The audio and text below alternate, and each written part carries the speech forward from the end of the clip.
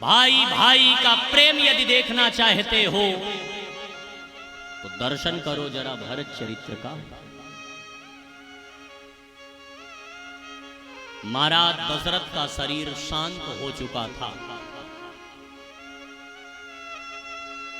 श्रद्धांजलि सभा लगी हुई थी। सब महाराज भरत को समझा रहे थे कि भरत ले लो राजगादी, ले लो राजगादी, ले लो राजगादी। लेकिन भरत की आंखों से झरझर झरझर आंसू बह रहे थे प्यारे।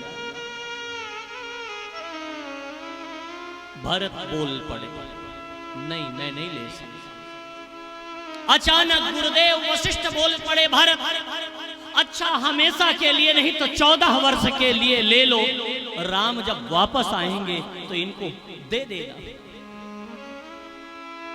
भरत रोते रोते गुरुदेव के चरणों में प्रणाम करते हुए बोल पड़े, वाह गुरुदेव आपने तो गजब कर दिया।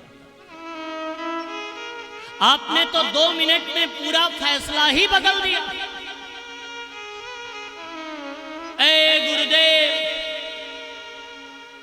इस भरत ने कभी भी आपके सामने धृष्टता नहीं की है। इस भरत ने कभी भी आपके आज्ञा का उल्लंघन नहीं किया है। लेकिन आज ये भरत आपके सामने हाथ जोड़ करके विनती करता है। आज ये भरत आपसे हाथ जोड़ करके प्रार्थना करना चाहता है। ए गुरुदेव, आज ये भरत आपसे कुछ पूछना चाहता है।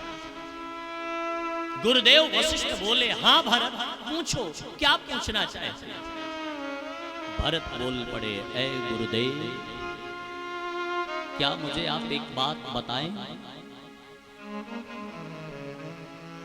कि महारानी कैकेयी ने महाराज दशरथ से क्या वरदान मांगा था? गुरुदेव वशिष्ठ बोल पड़े, ऐ भरत वो तो जगत विदित है, पूरा संसार जानता है, पूरी अयोध्या जानती है भरत कि महाराज दशरथ का पहला वरदान था भरत को राजगादी और दूसरा वरदान था राम को 14 वर्ष का वनवास। भरत रोते रोते गुरुदेव के चरण पकड़ करके बोल पड़े, वाह गुरुदेव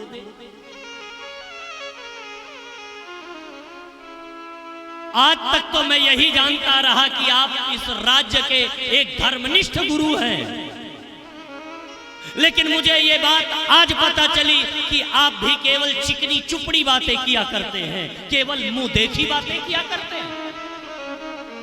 गुरुदेव वशिष्ठ बोल पड़े, भरत ऐसा तुम बोल रहे हो मेरे लिए?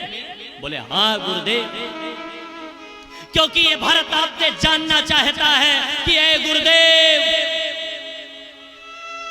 यदि महाराज दशरथ का पहला वरदान था भरत को राजगादी और दूसरा वरदान था राम को 14 वर्ष का वनवास,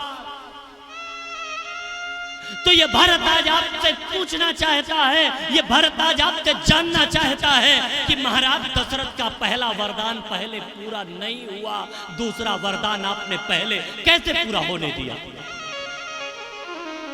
आप उस समय मौजूद थे गुरुजी, जैसे मुझे ननिहाल से अब बुलाया गया ऐसे उस समय भी तो बुलाया जा सकता था ना। ए गुरुदेव, मैं आपसे एक विनती करना चाहता हूं, आप कृपा करके मुझे बताइए।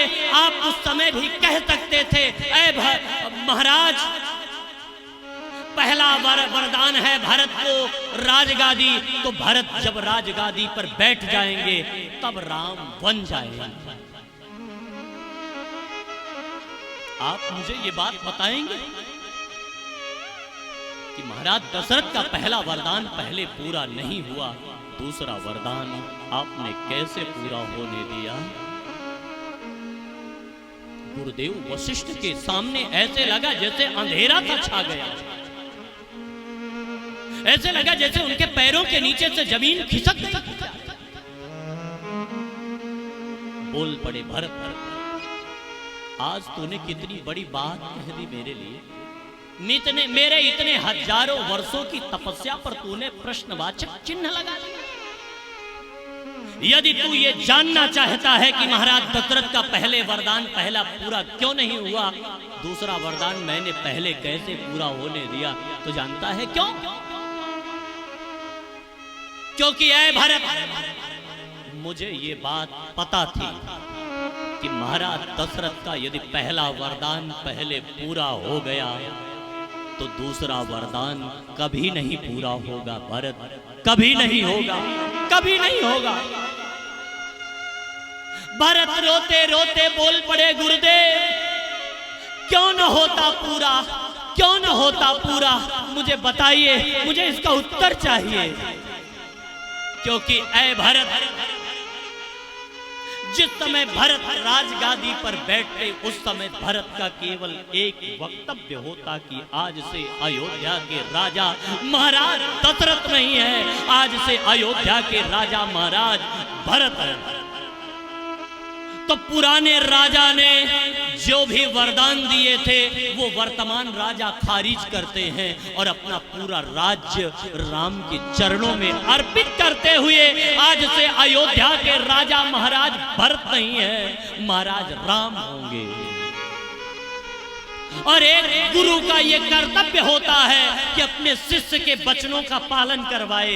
ऐ भरत, अगर ऐसा मैं न करवाता तो मेरे शिष्य का वचन अधूरा रह जाता।